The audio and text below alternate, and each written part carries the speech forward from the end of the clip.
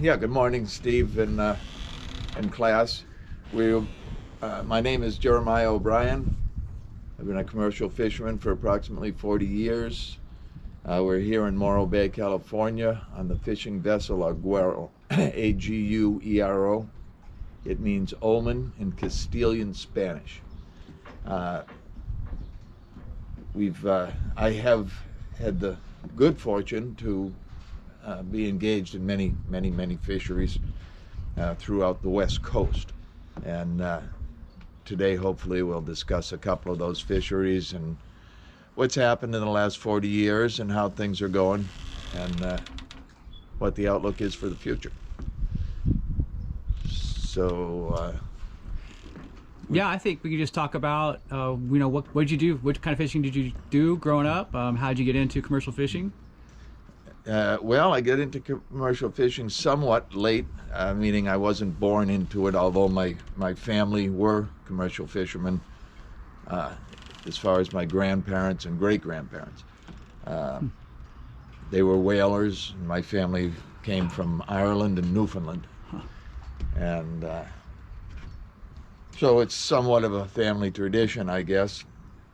But I needed a job, I guess, is the reason I started, right? So why does anybody start anything? Sure. So I began with a local friend of mine here, still a friend. Uh, his name was Randy Can, and he needed someone to go salmon fishing one year. Well, I spent that summer salmon fishing. And what year was that? And that was around 1981 or 2. Okay, good salmon years back then. So it was a decent year, and I was hooked.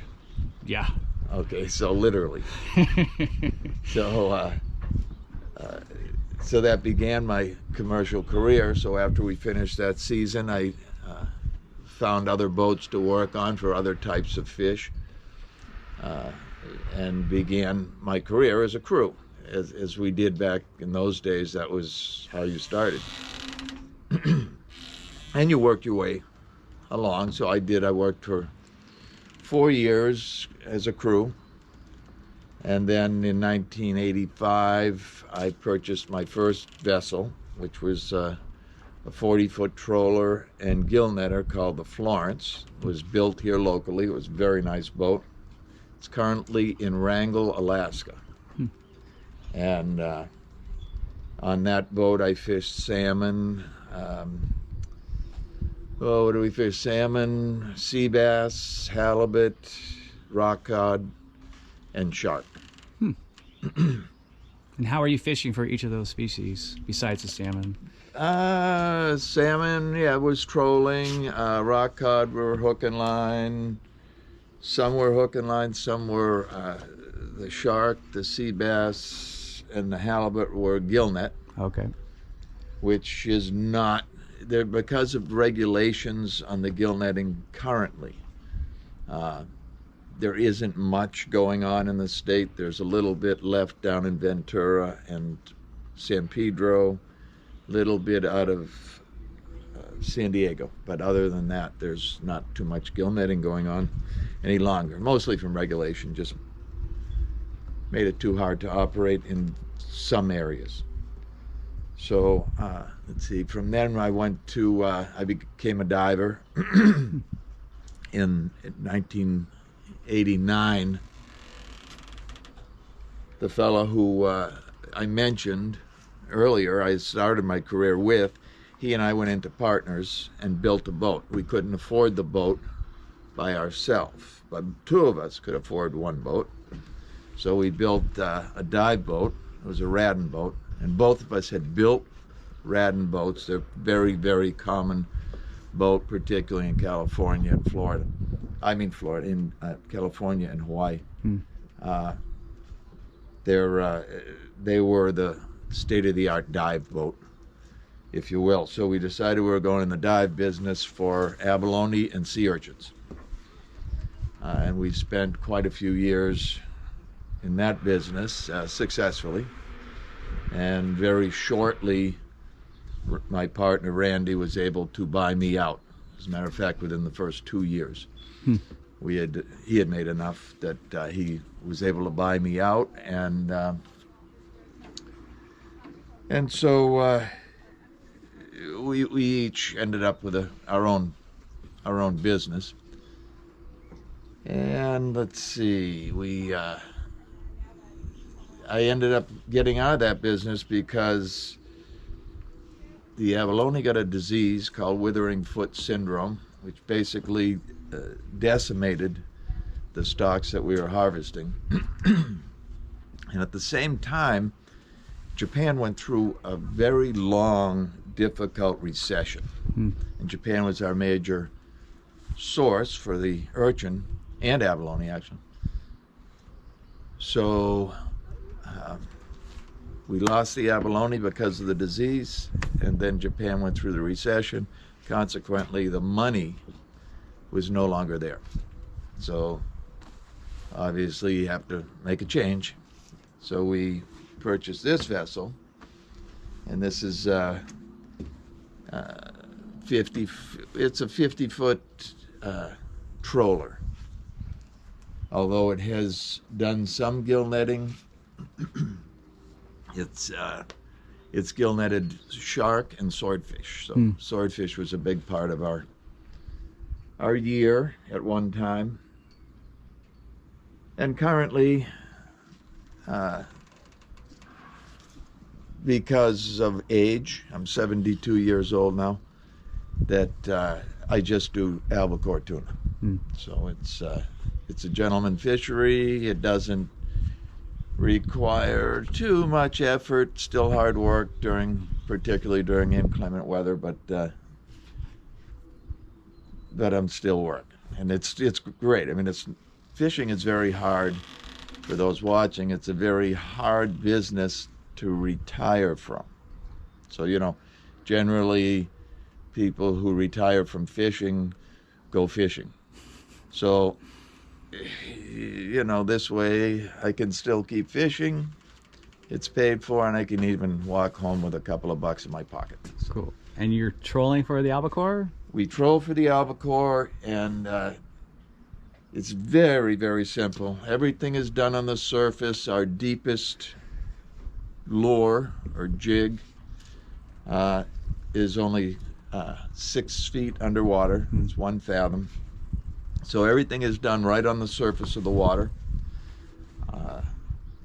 The albacore stocks are in great shape, as are most of the stocks, almost all the stocks, as a matter of fact, so contrary to popular belief. But albacore stocks are in terrific shape, and we currently access a market, Oregon Seafood, that almost all of its product goes nationally, so it's used within the United States. Prior to that, most everything that we fished for went overseas. Our big markets were Spain and Portugal and Japan and Canada. Those are our 4 major markets. The company that I'm currently selling to is by choice. I like their business plan. Chose to sell to them. We work good together, and they are keeping the fish home here, which is it's good, good for America. So let's see. Let's go take a look back here, and I'll just show everybody what the jigs that we catch the albacore on look like. Cool. It's very, very simple. And how many lines are you trolling at one time? So we have 10 lines in the water at any given time. That's 5 on each side of the boat. Okay. The lines hang off of these poles. Those big tall outriggers. These poles are off the deck. They're about 43 feet tall. Wow. And so our tag lines hang off that. So we're able to pull those tag lines into the boat and then pull the main lines with the fish on it in also. So let's see here. So Okay. as simple as this looks, this is one of the jigs we use. There's various types, but they're all basically the same. And this is the important part, of course. And this is an albacore hook. It's a double hook. There's dimensions on the hooks. There's short, medium, and long shanks. That's this part here. And then there's a couple of different size hooks themselves. But they're all basically the same, a double hook. And I like see that one's actually barbless. Yes, all of our hooks, all of the hooks we use in this business are barbless. Cool. And as a matter of fact, all of the hooks we use in salmon, in a lot of the various fisheries, are barbless. And it accomplishes a few different things that we're looking for, such as not damaging the fish. Primarily, it's to ensure that if the fish, not ensure, it's to hope that if the fish escapes, gets off, or is not what we're looking for, we can slide it off the hook with nothing but a puncture, and they'll survive. So. And do you lose many, you think, because of the barbless hook, or is it pretty solid hook up the land ratio? No, I don't. To be perfectly honest, and I was, when barbless hooks first came out, they've always been barbless for the tuna. Oh, okay. And when they first came out so we don't know any different. So it's always been barbless. So at least I don't know any different. But then in the 80s, late 80s, it became barbless for salmon. The law said, okay, you can't use barbless. And it was, oh my goodness, I thought the world had ended. You know, and we all did. Oh, the world just came crashing down on us. And in reality, it wasn't nearly as bad as we thought. You know, it takes a little more finesse, a little more skill, but I think as commercial fishermen, most of the guys possess that finesse and skill, and we're able to see that it didn't really make any difference. The barbless was it was much better knowing that the fish survived than to lose one or two fish, maybe in the course of a whole year, and that's all you'd really lose. So barbless is fine. Cool. But, and let's see,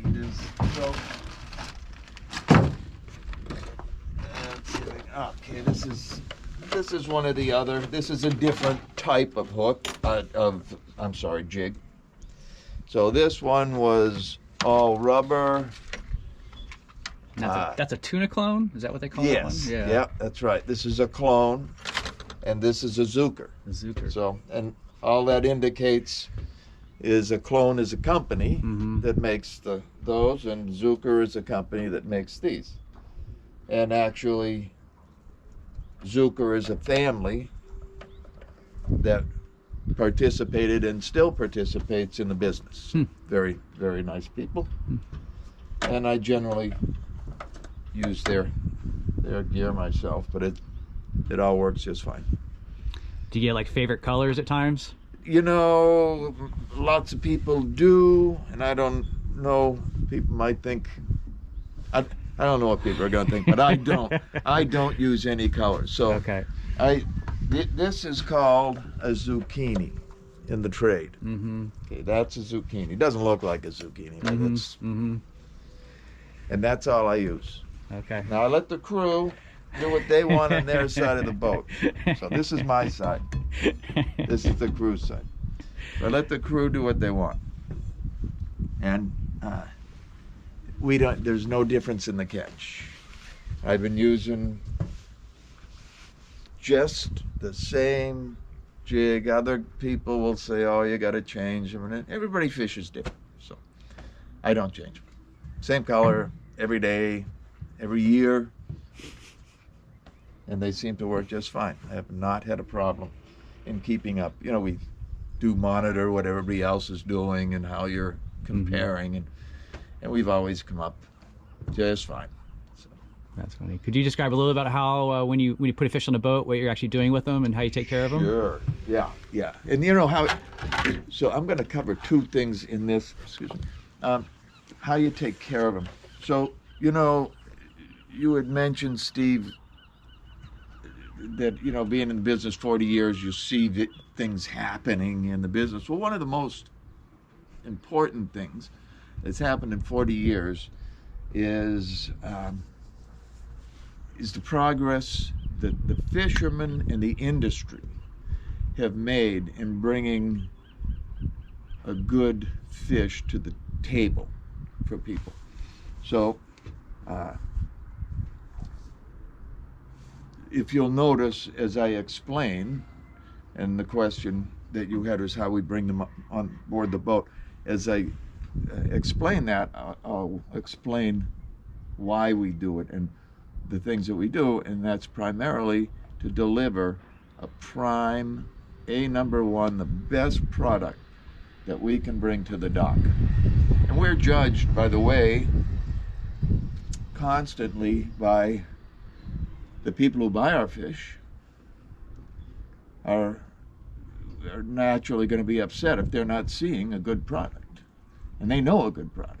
Mm-hmm. And then you're also more severely judged by your peers. Mm-hmm. So if you,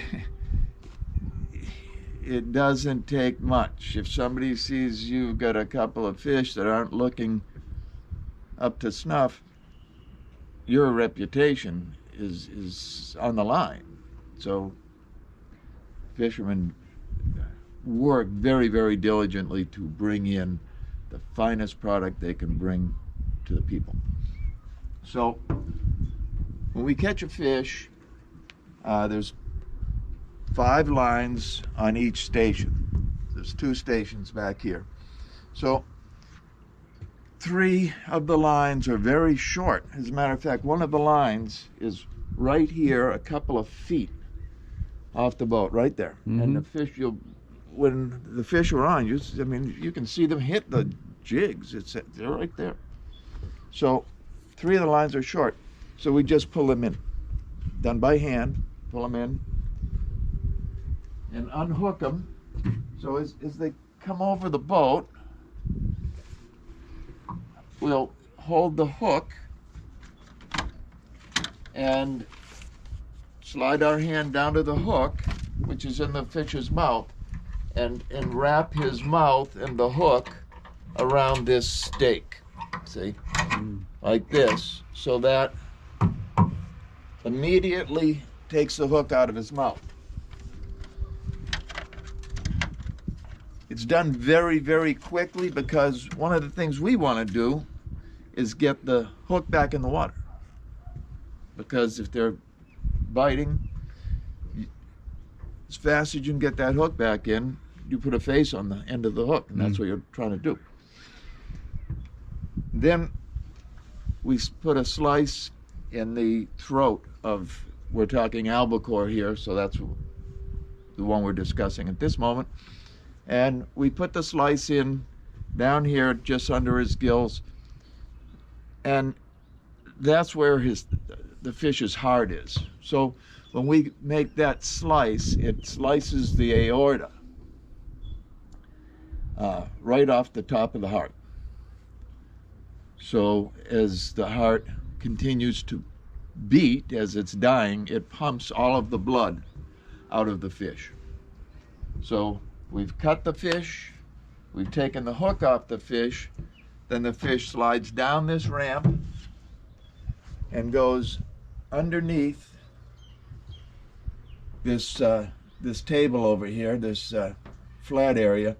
So what that does is it protects the fish from the sun. So we don't want the sun directly on the fish, and this hose is constantly running water down in there. So it keeps the fish hydrated, the skin as they bleed out. So now they're under there bleeding and being cleaned with the hose. So we try not to let a fish stay on the deck more than 20 minutes. So even when we're catching them, we'll stop, or one of us will stop, and then we put them down into the fish hold. Put you down through that hole there. Yes. Yeah. All right. Too nervous about it for the time being. So that's a jumble down there now because the bin boards are not in place and so forth. But that. Current fishing's gonna look pretty good. They're dying for some canned fish. They've sold out almost all the stock. Yeah, I know. Yeah. No refrigeration breakdowns this year, Jeremiah. Yeah, I didn't have any last year. Hope it goes the same. Have you got Brian? What have you got? Brian. Yeah. That market looks really good too. That's what I just heard. Yeah, I've got to call our guy. Yeah. We've got our market. That's is- full of ice, I'm guessing. No No? Okay. ice. So almost there is some ice boats. Ice boats generally supply the fresh market and local, usually local or very local restaurants and the fresh market. But by and large, all of the tuna is frozen. And I'll go into that in more detail. But so they go down into our fish hold, and there's a couple of different types of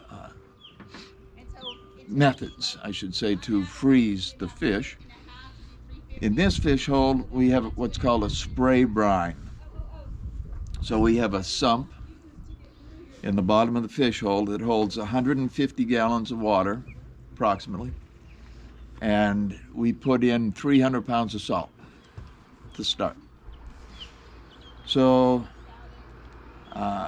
actually 350 pounds of salt to start a brine. Well, that brings the brine up to about 92% solution, which is the maximum. So you cannot get more into solution at that point.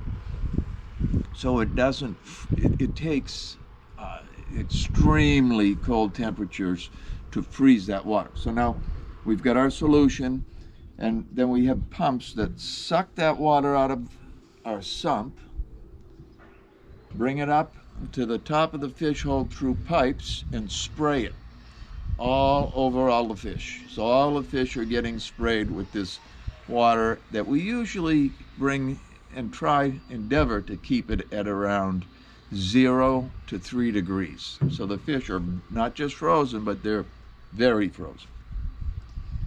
And so 0 to 3 is not an arbitrary number. There's different numbers that different seafood processors are looking for. And it's been determined that 13 degrees, the fish should be at least 13 degrees in order to ship without bruising the flesh of the fish. So shipping does involve handling, and when something's going to Japan or Korea or Spain or Portugal, it involves handling a couple of times, and being that hard temperature allows for the fish not to bruise. So again, so we bring ours a step further down to 0. Another method of freezing is called blast frozen, and the people who use that method will bring their fish down to about 30 below. And that's the fish that generally goes to your sushi market and so forth. And generally, not always, unfortunately for those people, they command a higher price. but not always. So sometimes it's much higher and sometimes it's not. It's market. Guessing it costs more to have those systems to make it that cold. It costs more for the system, but it also is a lot more work for the fishermen.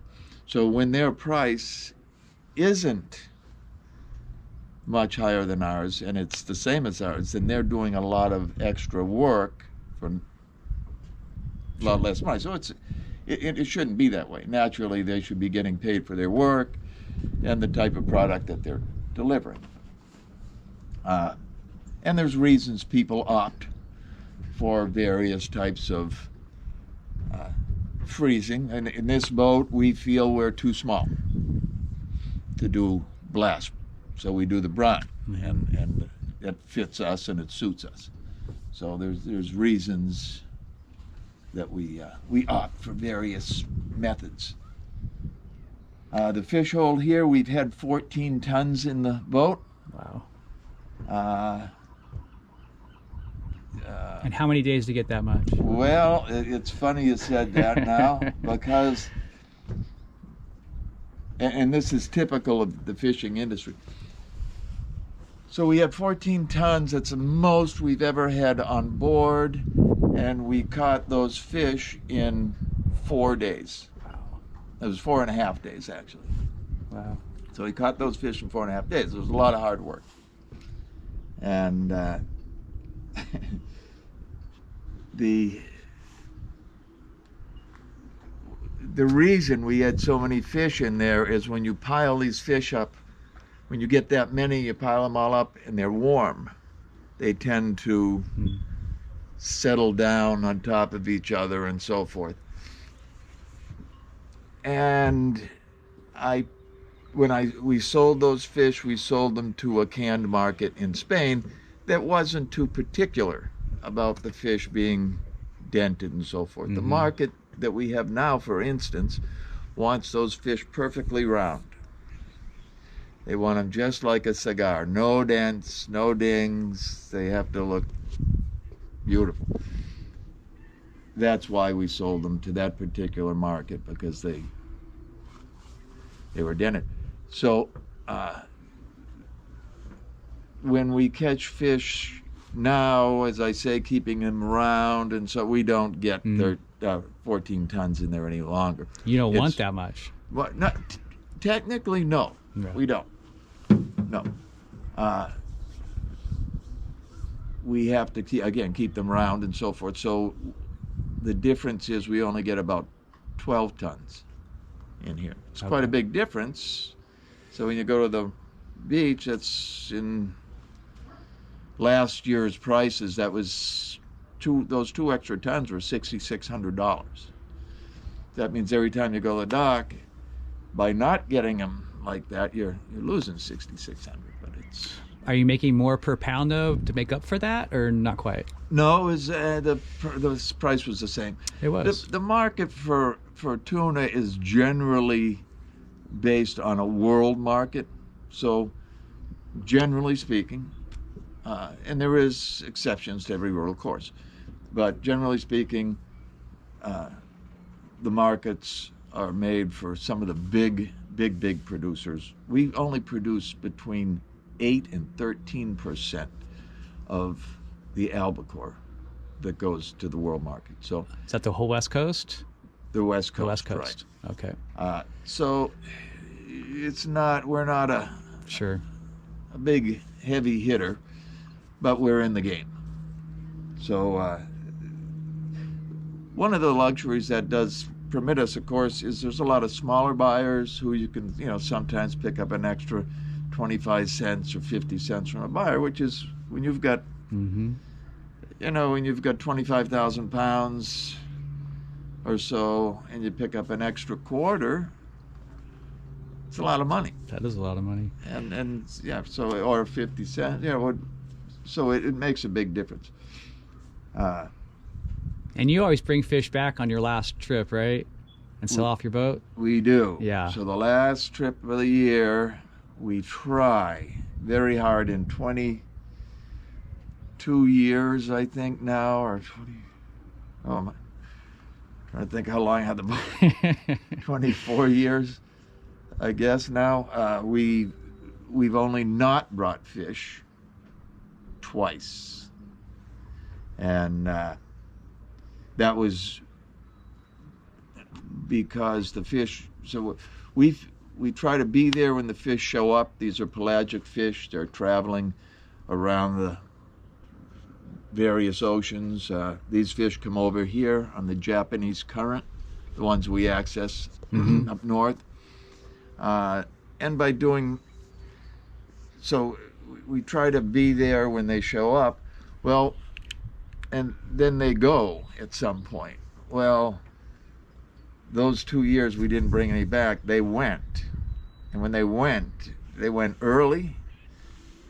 Surprised us. We weren't prepared for it, and they disappeared. So we desperately tried to catch a few more fish to bring home, but we couldn't. Normally we bring about 10 to 14,000 pounds home. So that's half a load.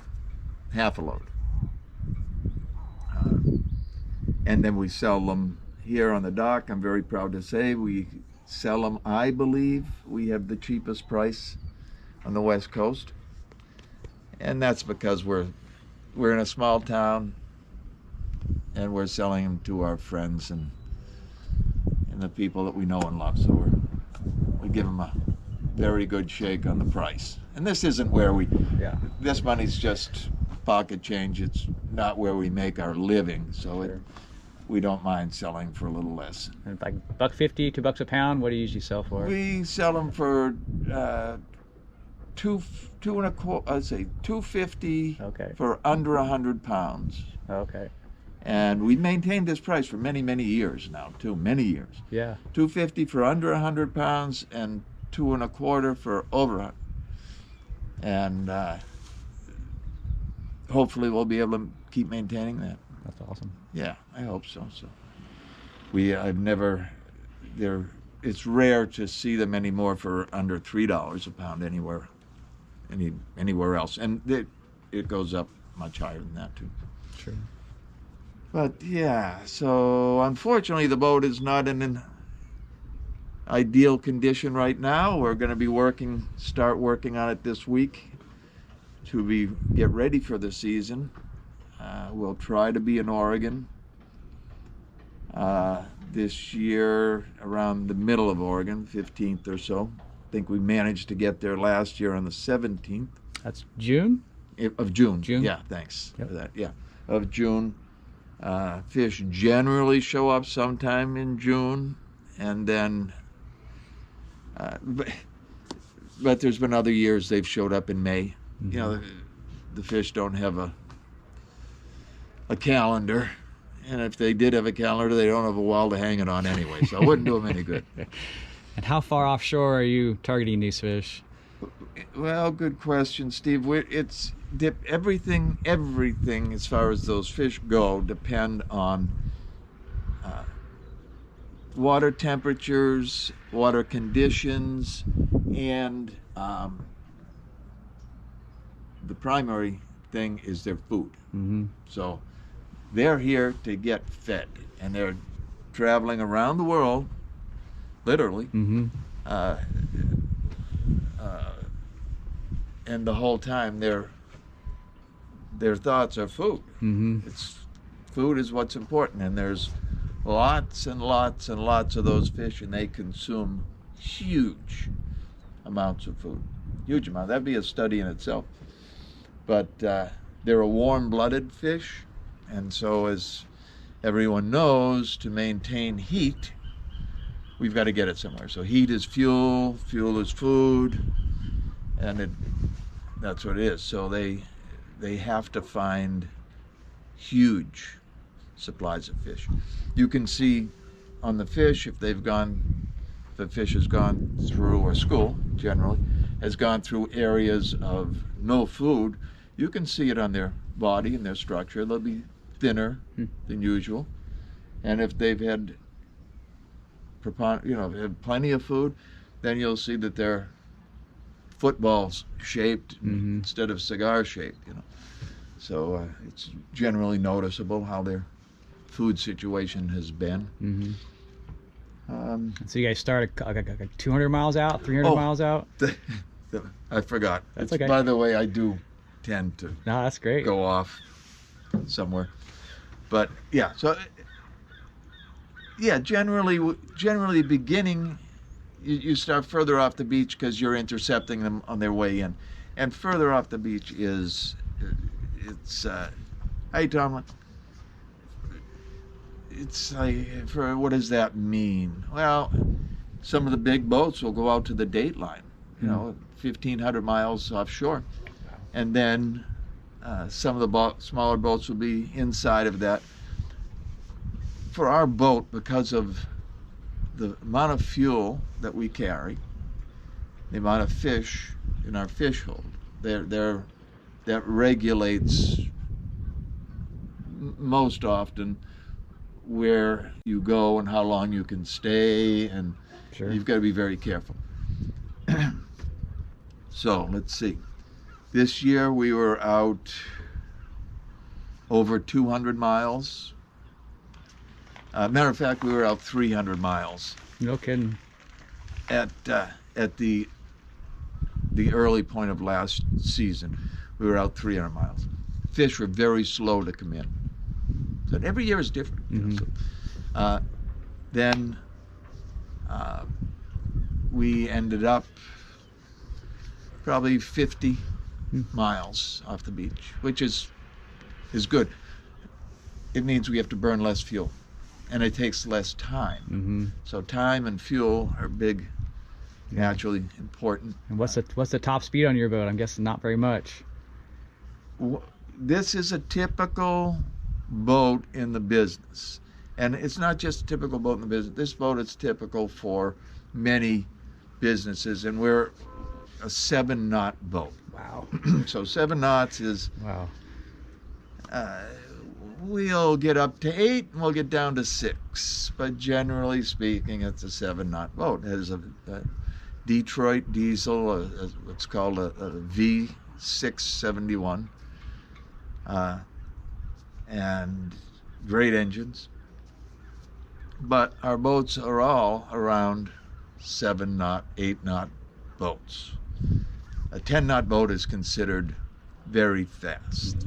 So, and then, as most people know, that a knot is 1 1/8 mile an hour. So we're looking at, give or take, 8 miles an hour. So to get from here to Oregon, we usually start in Newport, Oregon. It's middle of the state. And from here it takes 4.5 days. That's going 24 hours a day. We never Wow. stop. We just run right through and take shifts on the wheel watch, and so forth. But it's 4.5 day drive, which normally you can make it in. Well, you can make it in 1 day if you were driving hard Sure. in a motor vehicle. Sure. Sure. So when you're talking the fish being either 50 or 200 miles out, that's a big difference for you. It's the difference in 1 day or 2 days drive. So, and the difference in fuel. So the thing with the fuel, we burn 60 gallons a day. That's a rule of thumb. We figure every day out is 60 gallons. We hold 1,400 gallons Wow. of fuel. Matter of fact, you're standing on 1,200 right here. So, and that's just, this is what the deck looks like after a season. It needs another coat of paint, so, which we'll deal with here in a couple of days.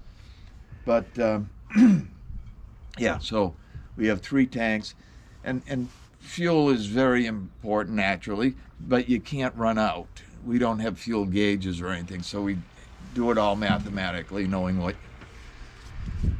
how much you burn every day and how far you travel and so forth. And we generally, let's put it this way, we've never run out of fuel, and I don't know offhand in this type of boat any friends of mine that have.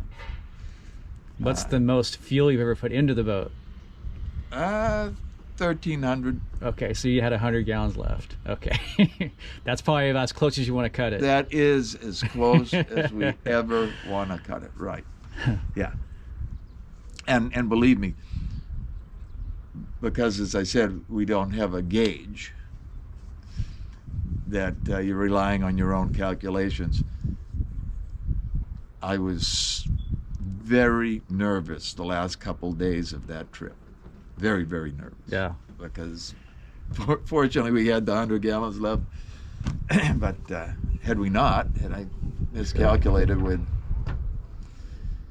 we'd be calling somebody really embarrassed. And yeah, so it's something you don't do. Yeah, I bet. Can you describe a little bit about your hydraulic system here? Thank you again. So I described pulling in the 3 short lines Yeah. that we've got in the corner here. Well, there's 2 longer lines. And those lines are, 15 and 12 fathoms. So because of the length, 15 fathoms is 90 feet. We'll put the main line through this puller. So this is called a pinch puller. Tuna pullers or pinch pullers. And this is tuna cable, tuna cord. Mm-hmm. And it fits right in there. So these jigs are tied on the end of this cord. So there's a couple of fathoms of monofilament in the jig, but they're tied on the end of this cord. So we just grab the cord, snap it in here, get it there, Mm-hmm. like that. Turn the valve on, and it will pull this in, and it'll do it very quickly. And often you can tell the size of the fish by the amount of strain on the wheel, on the puller. And then when we get up to the monofilament and we've got a couple of fathoms left, we reach down and pull that by hand. So the last couple of fathoms are by hand, and the tuna cord distance, which is 12 and 15 fathoms here, are pulled through the pinch puller. When it comes through the puller, by the way, just to let people know how it works, when it comes through the puller, it does just what it says. It pinches the line and it pulls it in. And then there's a bronze, sometimes these are made of plastic, wedge that goes into the pinch puller here. And this wedge strips the line. So as it goes down, this wedge strips the line, and the line goes right down into the basket in a nice, neat coil. Very, very handy. These things are a wonderful tool. If you decide to pull all of the fish by hand, you're very likely to really damage some of your tendons and tendonitis and so forth. I've done it. I did it one time. That was For enough. a whole Huh? season. And hey Neil, how are you? Saw you down there working. It looked pretty good. Yeah, had a good weekend. That's the oyster guys there. Got the good support. Yeah, glad you can still sell. Yeah. Yeah. So that is one of our 2 oyster companies. That's the Morro Bay Oyster Company, and we also have the Grassy Bar Oyster Company. Those guys are absolutely terrific. 2 different business plans, 2 different models. They're both very successful and do a wonderful, wonderful job. We're very, very proud of our oyster guys there. Yeah, definitely. Work very hard too. It's a tough racket. So Cool. that was these guys. Yeah. So all of this, all of the albacore Now this is jig fishing for albacore. There's another fishery that's very different from this, and that's called bait fishing. And they use live bait. They're generally bigger boats, and they catch a lot more fish than we do, generally speaking. And it's so those are the guys, and a lot of people, I hope, have seen it on TV and so forth. It's pretty exciting. Got to do it one season in my career. Hello. Then how are you doing? Great. How are you? Very nice, enjoying this day. You got a perfect day for it. It is. It's amazing. Absolutely beautiful. And so where the hell was I? Talk about the lift pole fishing. Oh yeah, that's right. And so those guys will have a big tank with live bait right in the middle of the deck. And they'll have a canopy over the top of that tank. And the fishermen will be off the boat. They'll be standing in racks, generally on the corners. So they generally will have a rack in the middle and one on the port corner. And that's generally how it works. So you got a rack here and another rack over in the port corner. And they'll throw live bait to attract the fish. And they'll pull them in with jig poles. So it's jig pole or a jack pole are both correct. And they can put a lot of fish on very quickly. It's a great fishery. I mean, it's, if you want to get adrenaline absolutely moving, it's the fishery to participate in. So that's a different form of the fishery. So this, what we've been discussing today, is jig fishing. But So why did you choose to do the troll as opposed to the jack pole? again, because of the size of the boat. Okay. The guys who generally, and there's smaller boats who use the pole.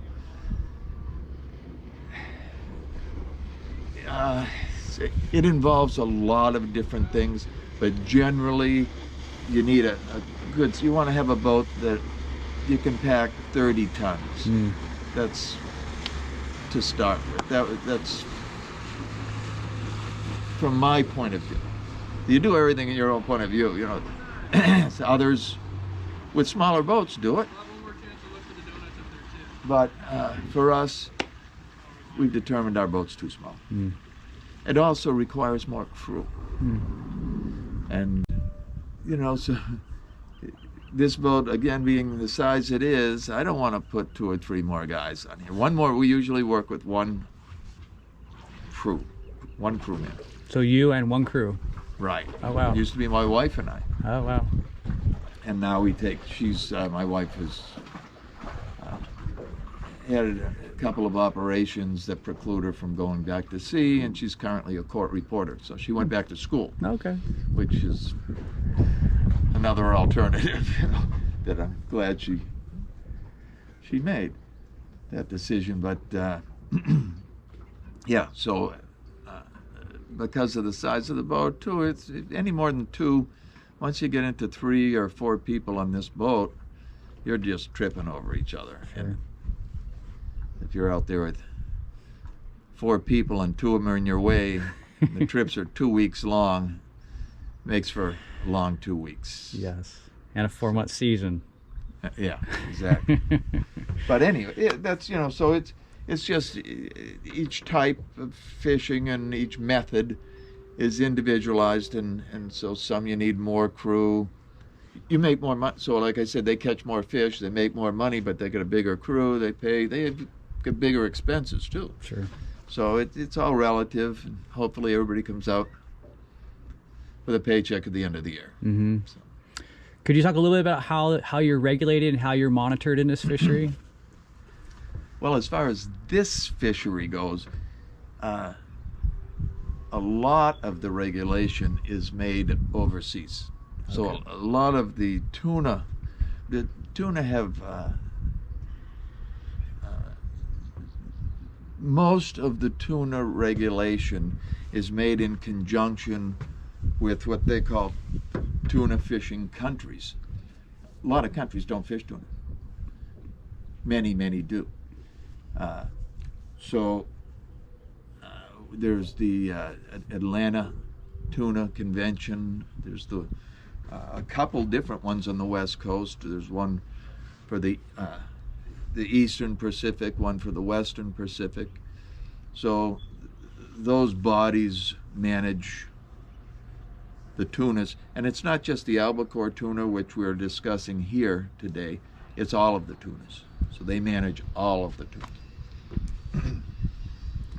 Those meetings we have a very good group called WFOA, Western Fish Boat Owners Association, and AFA, which is American Fishermen's Association, and they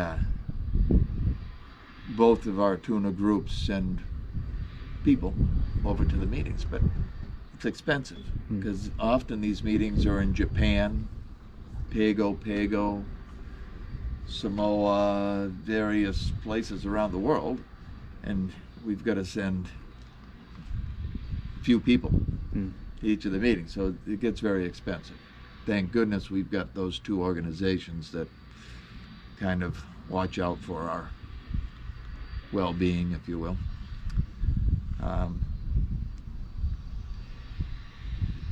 The albacore have resisted. We haven't got much regulation in the albacore fishery. It hasn't been necessary. So luckily, everything's been going along fine for generations and generations and generations. We do monitor. We've voluntarily taken observers. We do monitoring. We have logbooks that are pretty concise, and they tell the whole picture of what we do every single day. And you have to submit those at the end of the season? No, we have No? to submit those at the end of each month. Okay. So we'll probably have 4 submittals or so per season. And it's great because things like that are very, very important. They're important to the government to keep a handle on the management. And they're important to the fishermen to see how we're doing, to compare this year with last year and the year before and the year before that, because every year is different, offers different problems, different currents, temperatures, situation, and so the more information is good in the fishing industry. Sure. And So would you consider this fishery an open access fishery, or not necessarily? Yeah, it actually is, and Okay. no one's ever used it that I know of in quite that way. Open access to us generally means ground fish, Oh, okay. but it is still an open access fishery, meaning that it does not require. Well, no, sorry. Okay. Sorry, strike that. Strike that. The reason I said that is, so there is a permit, Okay. but they still issue the permit. So To anybody? to anybody. Okay. So technically, it is an open access. You have to have a permit, but you can go get a permit readily, and they're very inexpensive. Okay. It's $125 or something like that. Really? That's So- very inexpensive. So it's available to anybody, relatively cheap, and open. Yeah. So it's Yeah. basically Anybody could do open it. access. Yeah. Anybody And could do it. and a lot of people, myself included, have resisted making it a closed fishery. And one of the big reasons is, and don't get me wrong, if it was a closed fishery, I'm retirement age, that means I could Sure. sell the permit with the boat and get a good price for my boat in doing so, and a good price for the permit. Well, the only trouble is as I explained earlier, how I came up in the business, and that's how all of the people came up in the business. You worked with your dad or you worked with your buddy, and you worked hard as a crew, and then became a fisherman, bought your own boat.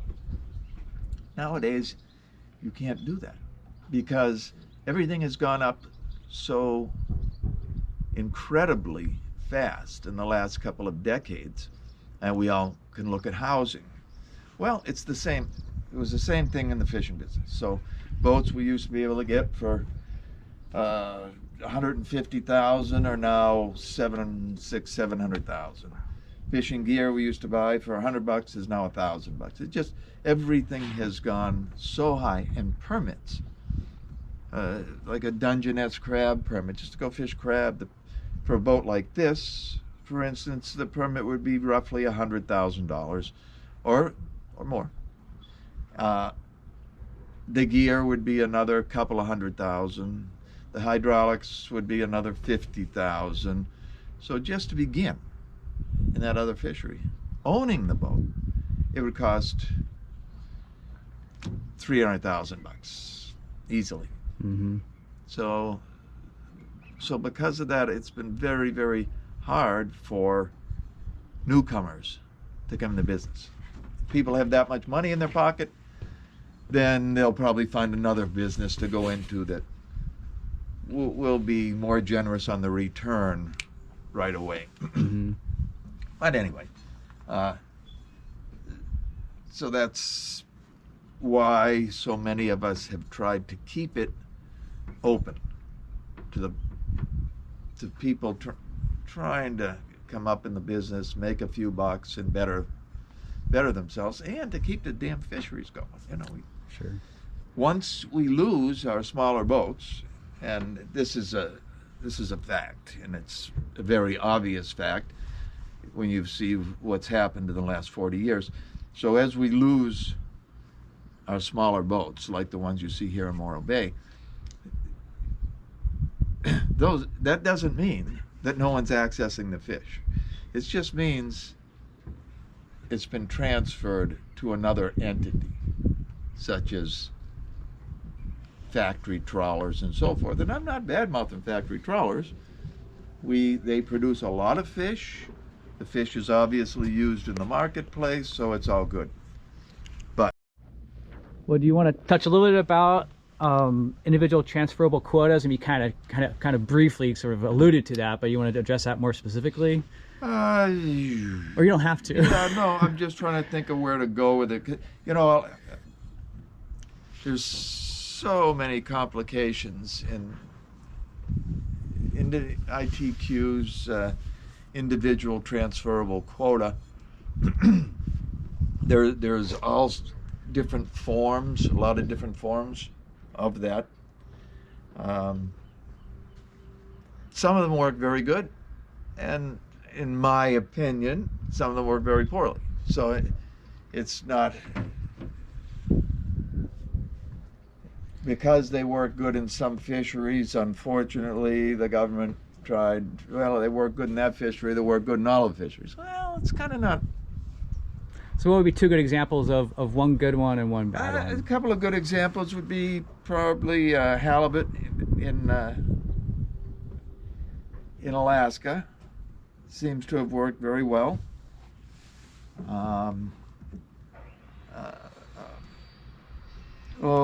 Perhaps whiting. It's a huge fishery. A lot of people don't know what whiting is, but you know it in the marketplace as crab, K-R-A-B. Oh, So okay. it's imitation. So the imitation crab is actually seafood, so it's not all that bad. It's good fish, but it seems to have worked well in that. The ones that I think it didn't work well in is the trawl fishery, particularly. The trawl fishery has been, after 5 years, to give you an example, after 5 years, they were charged with evaluating the progress that they had made and what the fishery looked like and before and after and so forth. And the Portland, the newspaper, main newspaper in Portland, Oregon, the headline was "A dismal failure."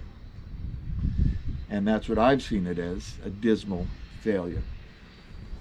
For many, many reasons. Now, it continues to be a failure, and it's not, it's what it is. You know, we have to deal with regulation. It just comes down, you deal with it. We can try to affect it or try to change it, and we have. And we've done what we can, but it's very, it was very costly to the fishing industry. It's reduced our numbers, and what it primarily did, to give you a good example, was Morro Bay here used to have, a half a dozen processing plants right here, where huge amounts of fish came in and they were processed and shipped out as a finished product, not a whole fish, just a finished product, very nice. We supported lots and lots of people, lots of filleters and people in these production companies, and now we have zero. So what that means is when you bring a fish here, who's going to process it? Who's going to buy it? So we have one company right now, Santa Monica Seafood, great company, and they have done what they can to keep a dock open that we can unload on. But oftentimes you have to supply your own buyer. So that means you have to talk to a buyer who's willing to drive and travel and transport your product. Well, that's expensive. We all know what shipping costs today. Everybody has things shipped. We're all worried about costs of shipping. Well, when you're shipping thousands and thousands of pounds at a time, naturally the cost goes up, and it eats dramatically into your take home. So it's just become very, very difficult for commercial fishermen to keep up with. Sure. With those changes. Actually, all of California has suffered severely from that rule. We've lost processors in the whole coast. And if you look at the records in California, go back and archive the records for fish landed in California, unfortunately, it's pretty sad. And it's primarily been regulation that's made that, that's caused that. Sure. So I'm sure you've seen a huge change in regulations when you first started to what you see now. Yes, we have, and there wasn't a lot of regulations back then. Sure. So, by and large, I think it would be fair to say that didn't work. So, we need regulations, and we did get regulations, but what happens a lot of times, and I think with this situation, is, so when you have a situation where, say, the overfishing was occurring, all right? So think of it as a pendulum. So the pendulum swings over here. Wow, this is straight up and down is where we should be, and there's no overfishing and so forth. Well, the pendulum swung, and overfishing was occurring. So in order to rectify that situation, to try to normalize it, rather than the pendulum hitting the middle, which would be ideal, Sure. it tends to swing all the way to the other side. So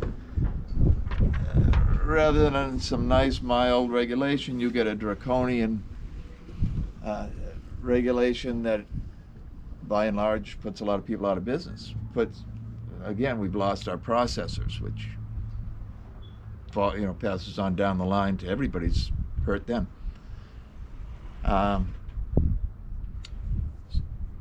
yeah, so right now, regulation is, of course, okay, it went wild over there. It's starting to come back a little bit. Okay. We've seen a dramatic recovery in our ground fish species. Those are primarily sebastes, a few other different varieties of species, and we call them generally rock cod and generic names like that. And currently there is only one species left that's considered overfished, and that's a yellow eye. The others in this area have recovered. One of our biggest threats was the cow cod. They didn't think was going to recover for 150 years. Well, it's recovered already in 20 years, as well as all the other species that were considered at risk or overfished. So now we only have one animal that's fished on the West Coast that is considered overfished, and that is in varying stages of recovery. It's looking pretty good, so nobody's worried about. We're worried about that one species, but nobody's worried that it's in jeopardy. It's recovering and doing well. Yeah. Hopefully, within another couple of years, that will be an accessible fish. Didn't they just open up some new areas of trawl fishing this year, I believe? They did. Yeah. They did. Yeah. We were kind of hoping that they would open some of the areas to our guys for hook and line. In Morro Bay here, back 40 years ago. Hello again. Yeah. In Morro Bay, back 40 years ago, that we supported a very, very nice small fleet of rock cod fishermen, smaller boats, who go out with rods and reels and pullers like this, and various, all hook and line, and it supported, God, I don't know how many boats we had out of here doing that, probably 20. Oh, no kidding. And everybody made a nice little living, and it was very cool. We had plenty of rock cod, and I'd like to see that come back, because we have a lot of small boats here, so we could stimulate the economy here if we could access that RCA, rock cod conservation area. And I know those are easier fisheries to get into because they're cheaper permits, Cheap. right? Yeah. Well, no, Oh. no. Uh-oh. No. So the permits are very expensive. There is some open access, very limited. So open access means you don't have a permit to participate, and every 2 months you're given a sheet that tells you what you can do in this 2-month window. Every 2 months you get another sheet with what your access to the fishery is.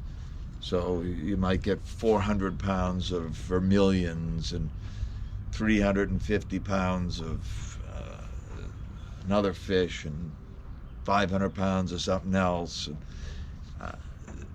So by managing your species and what you're catching, you're not really going to make you're going to squeak a living out of it perhaps, but it keeps you busy during off seasons, and it keeps guys busy if one of their fisheries fail. So I always would tell people you need 3 permits to survive in the fishing industry.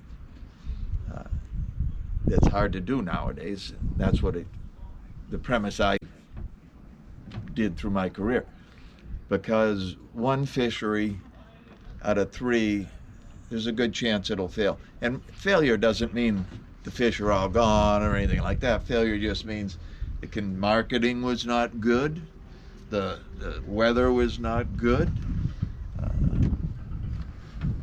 access was not good, whatever. You know, there's always one of those three isn't going to make the pay grade. Then you hope the other two will get you through the season. Well, I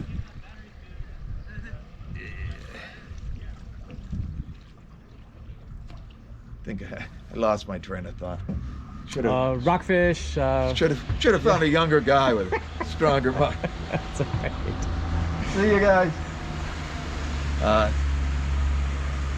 Yeah, I don't even remember. So some of the permits for rockfish are pretty expensive. Oh, there we go. Rockfish permit. Yeah. So years ago they developed a permit for hook and line rock cut. And those permits now, what they call an endorsed A permit, and it's for doing just what we'd explained earlier, going out and just hook and lining rock cutter. It's about $200,000. Now, it may be a little more or a little less, but I'm going to just say right now about $200,000. That is just for a piece of paper that will allow you to go fishing for rockfish, bottomfish. And is there a quota associated with that? And there is quotas associated with that, and also you also have a 2-month quota. Okay. So every 2 months, again, they give you a sheet. Now, your 2-month quota, by having that $200,000 permit, allows you X amount of fish. Well, if you're in the open access, you are still allowed certain amounts of fish, but much, much less. Mm-hmm. That's free. So it's much less than the guy holding the permit. Okay. So if you do have a good A permit, you can make a living Mm-hmm. on that. So Now, are those guys that are doing some of the local long lining for black cod and whatnot, is that one of those permits? yes, Okay. yes, and that's included in that permit I just described. Okay. Yeah. And Okay. the endorsed, when it's called an endorsed A permit, and that endorsement is for black cod or Okay. sablefish. Or, Okay. So that's the.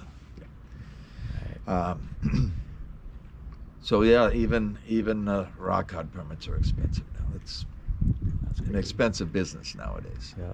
I know a few friends that do like the inshore live rock fishing, Yeah. and now I guess to get one of those permits you have to buy 2 permits, I believe, or something like that. No, it just changed. Oh, it It's did, 1 okay. for 1 now. And now it is 1 for 1. Yeah, Okay. it but- just changed to 1 for 1, but Okay. there is more than 1 permit. So Oh. you kind of do have to buy 2 permits. But it used to be you had to buy 2 permits for the near shore and then retire 1. Well, now it's 1 for 1, but there's also a deeper water near shore. Mhm. So there's a near shore permit and a deeper water near shore permit. And then there's a trap endorsed permit, and there's a southern trap endorsed. So it gets complicated. Permits are different, and every little difference generally adds $20,000 or $30,000 to the cost of the permit. Oh my gosh. So, yeah. It must be a nightmare trying to keep track of some of these things. I can't imagine. It's let's see, I guess we're just used to it, Okay. and it's part of doing business. We worked from nothing to where we are now, so it was a nightmare that gradually worked in on us. So it's just part of doing business now, but it's a pain in the goddamn ass. So I mean, Yeah. you know, most of us just wanted to be a fisherman, and now we have to be a fisherman and a lawyer, and among other things. And that's not what we initially signed on for, but that's what it is. So Mhm. deal with it. Yep. Yeah. It's, like you said, it's the business you're in, so that's Deal what with you it. got to do. Yeah. Yeah. And that's how most everybody feels. Is another cost of doing business, but the cost Not a of- fun part. No. So yeah. So will you? I hear it's a good salmon forecast this year. Will you go out salmon fishing for a month or so before your tuna? No, Not and gonna I do should. it? Okay. Okay, so if anybody's listening to this before the season starts, don't do what I'm doing. But because, as I said, I'm 72, and that's one of the reasons because I just don't want to work that much. And the other reason is if I do the salmon, it requires totally different gear. Even though it's the same thing, we're trolling, but we're not trolling on the surface anymore, we're trolling deeper. So these come off the boat, and what's called gerties They go. will go on each side of the boat, and we have 3 spools on the gertie, so there's actually 3 reels. They're not pinch pullers, 3 reels on each side. So if I start, salmon season will open the 1st of May. Well, I like to be in Oregon middle of June. So if I start the salmon, by the time I start, make a couple trips, and then have to tear everything down and put everything on. Sure. And usually that time of year you're catching a few fish. Well, it's very, very difficult to leave. And it's a thing in the business where if you're making money, don't leave. You know, you're making money, right? So don't go running off to something else. It's a bird in the hand situation, you know. So it interferes with my albacore fishing. Sure. And I miss generally trying to get those a few more salmon because I'm catching them. I'm not going to leave now. Cost me a trip up north. The trip up north frequently is worth more than the salmon trip. Okay. Okay. So, and that's another. That's my opinion. Others have different opinions, and there is many others who do fish some salmon and albacore both. You know, so it's just the way I opted to do Sure. my business. You know. So. Yep. And again, age has something to do with it. In the old days, I did used to fish salmon and change over and go fish albacore too. With Yeah. you have a salmon permit on this boat. We do. You we can do fi- have a salmon permit. And you can fish in Oregon with the same permit? No. No. Okay. It's No, a so different. permits, almost all permits go state to state. So some of the ones that don't, let's see, what doesn't? Albacore. Oh, okay. So albacore is, because we catch albacore generally in excess of 50 miles, generally 50 miles and out. And they do come in, but I mean, for all intents and purposes, it's 50 miles. So you're not under the jurisdiction of any particular state. You're in federal waters. Mhm. So the permit that we're issued is a federal permit, and it's recognized through all the states. But that's about the only one I can think of off the top of my head Okay. that you don't need a state permit. So now if you are fishing salmon, and this is a case that many people have, some boats will have a permit for Oregon, permit for Washington, and a permit for California. And some people will have a permit for all those 3 states and Alaska too. And those are 20,000+ a piece or something? Oh yeah, or more. Or yeah. more. Yeah, so that's not cheap. That's a lot of money No. once again. Yeah. But again, see, so what that does, the people who hold all those permits, number one, you know they like fishing salmon. Hey, Bob. Number 2,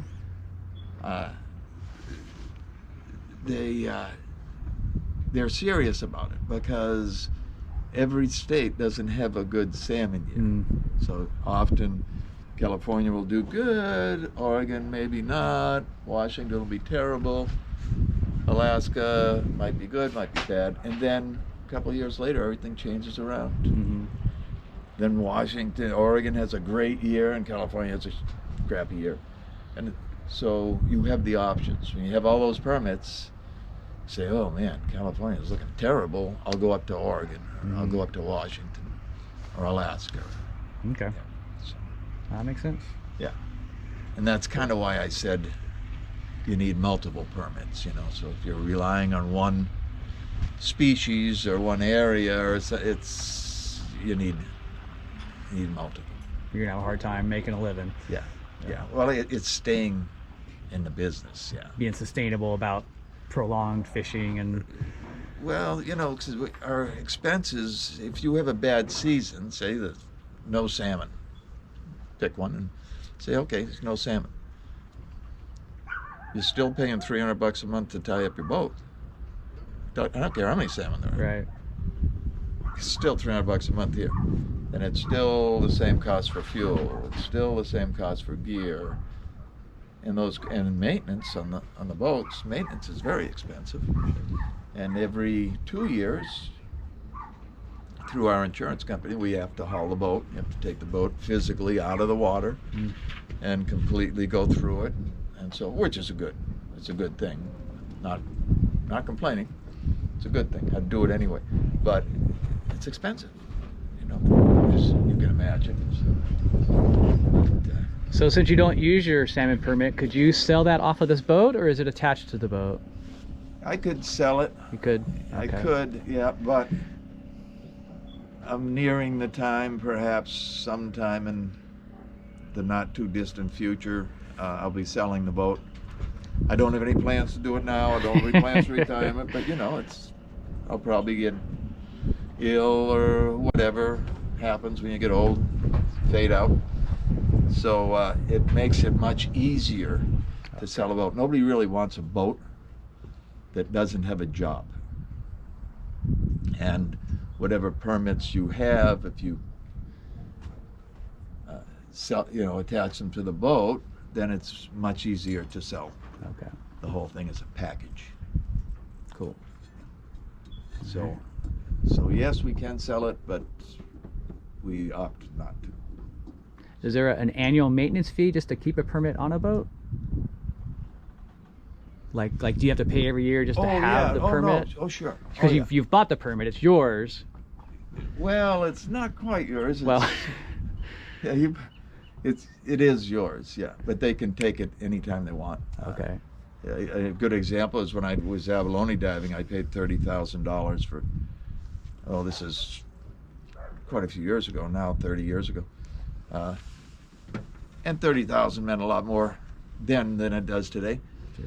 But when they determined the disease had done enough damage, it was just closed. So that 30 grand just is out the window. No recovery at all, not a dime.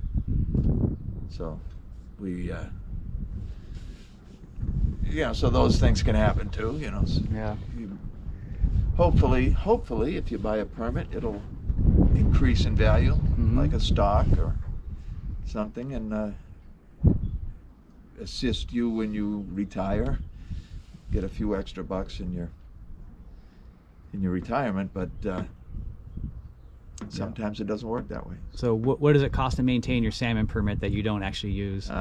Geez, I've got all the paperwork right here. Okay. I think. I think it was probably $400 or something. Okay. $500 Oh, so total. not cheap once again. I mean, it's No, and then again, if you've got 3 or 4, I used to pay, a few years ago, I was paying $3,000 a year just to keep the permits that I owned. So they were mine, but paid $3 grand every year to keep them. And if you're late paying that money, you lose the permit. kind of like property taxes, huh? Very much so. Yeah, we can. All the information that comes from this, we can have show up on our computer screen, and it will tell us of any ships in the area. It shows us the ship, tells you how fast they're going. You can see the direction they're headed, what they're carrying, where their next port of call is, where they left from. So you can get all the information on these ships. And what's important about that is if we're shut down at night and drifting, particularly, it's important anytime, but when these ships are coming towards you and you're drifting and trying to think about going to sleep, you want to make sure they know you're there. So this lets them know you're there. And very importantly, if they're not moving, you can call them and call the ship by name. Years past, when we'd call a ship in an area, we'd estimate his longitude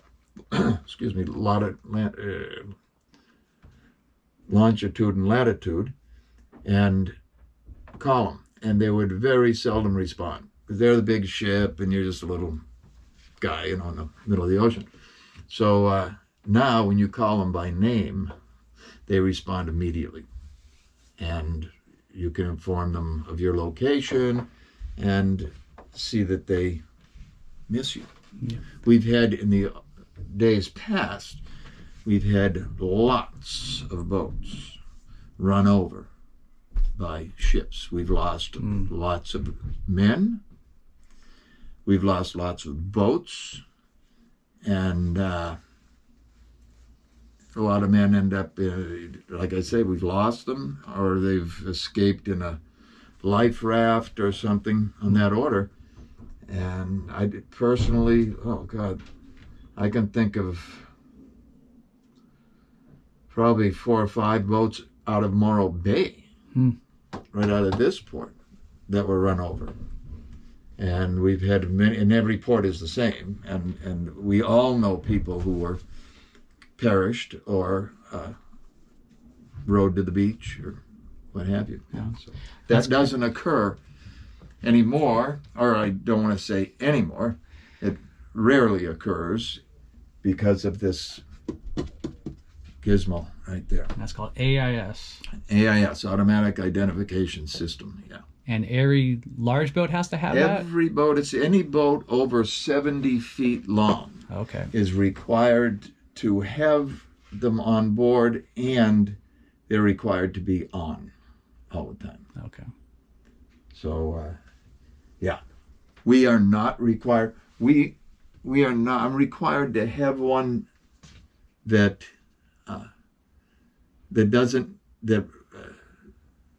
receives. I don't need to transmit because we're under 70 feet. Okay. But this one does transmit because it's nice to be able to see where everybody is, but I want them to see where I am too.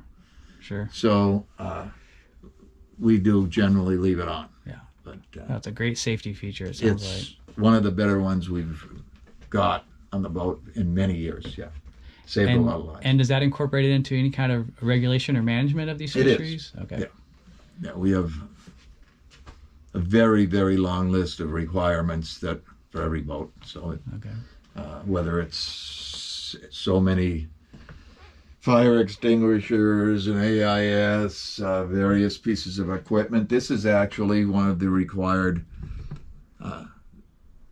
pieces for us right now, the telephone. So you must have a telephone aboard or a single sideband radio, which is that top radio over here. Okay. So they are required items. And everything is different for boats of certain sizes. Everything is different from boats that access certain waters. You don't need these things if you are registered to stay inside of 3 miles. So once you go outside of 3 miles, there's requirements. And once you go outside of 100 miles or 200 miles, there's other requirements. So it depends on the waters that the boat accesses as far as the requirements. All of this year's licenses and permits. That looks like the fishing license I have. Yeah.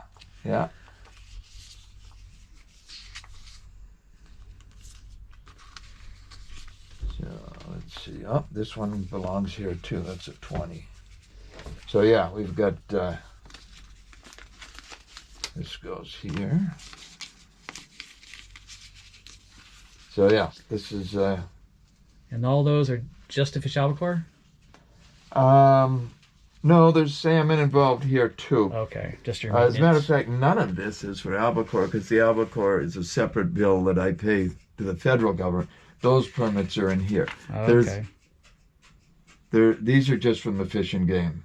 Okay. So, and they're for various things. This is $800 for that piece of paper, $107 for that, $150 for this, $50 for this, $400 for this, $200 for this. So then these are all permits, and they're of various kinds. Because you need, so one of these will be, a couple of these will be fishing permits, but then you need permits to run, like a radios. You need a permit to run a radio. Okay. This is documentation on the boat. It's a federal documentation. This is weights and measures for our scale. This is a permit for Oregon to land fish. You need a special permit if you're out of state to land fish, so that's what that permit's for. This is this is the albacore permit. So it's a Pacific highly migratory species vessel permit. And yeah, so that's the albacore permit.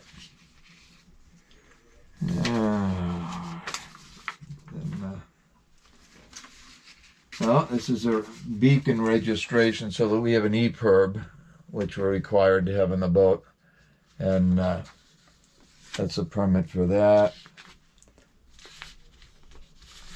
This information. This is a marine mammal authorization permits that they go together. That in any pelagic fishery you need a marine mammal just to ensure that you know and know not to kill marine mammals. So in case you accidentally caught one, primarily, or Technically, yes. yeah, Yes. which is So no if way you you would caught catch one, one. I have never in my life, and I don't know anybody who ever caught a marine mammal, well, albacore fishing. But if you ever did, and you did not have this permit, you could be prosecuted to the fullest extent of the law. If you have this permit, then you're given a pass. So it's good to have it.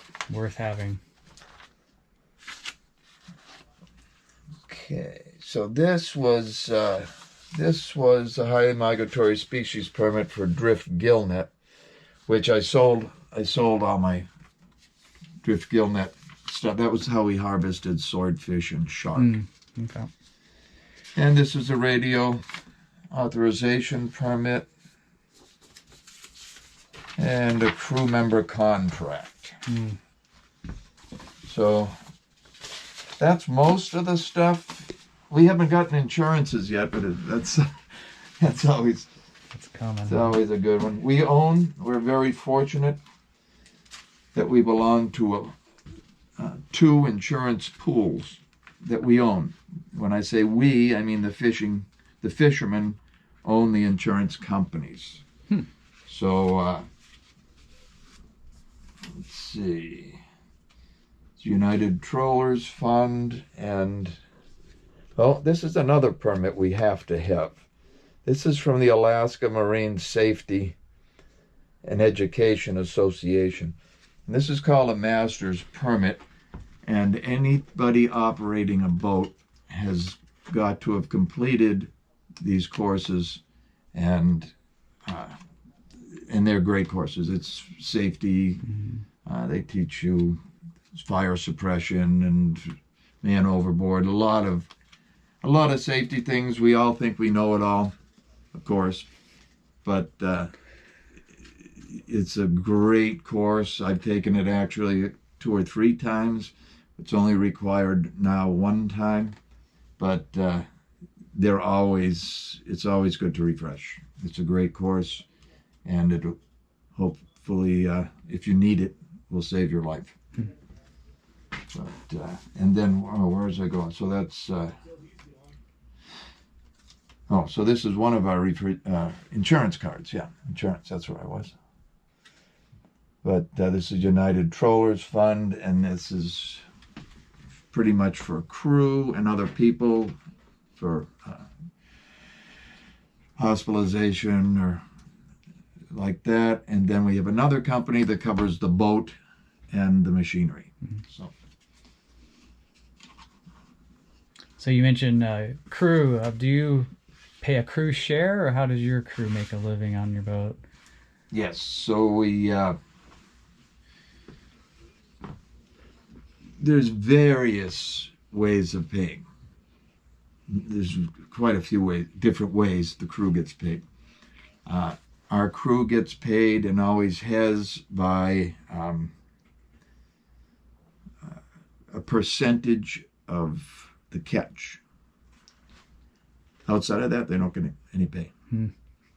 Crew, if the crew's working for a good boat and he's working all year, he's going to make good money. So a lot of guys who aren't used to working that way are going, you mean I got to work on the beach and you don't pay? It's like, no, that's what it is. You're on the boat. You know, no one's getting paid. We're working. We're going to do this and we go make money. And a lot of crew make pretty good money. So there's no complaints about the way the pay is. And we pay our crew anywhere from 12 to 20%.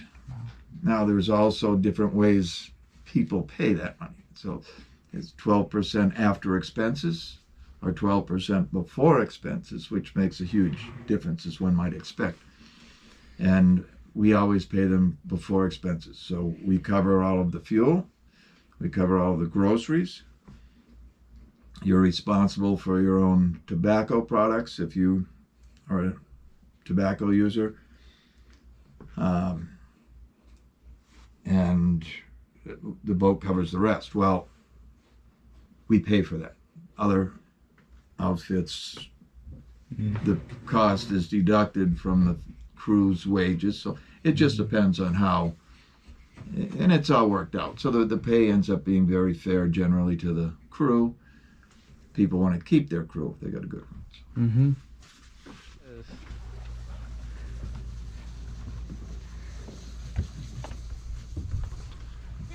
I told them about our GoPro.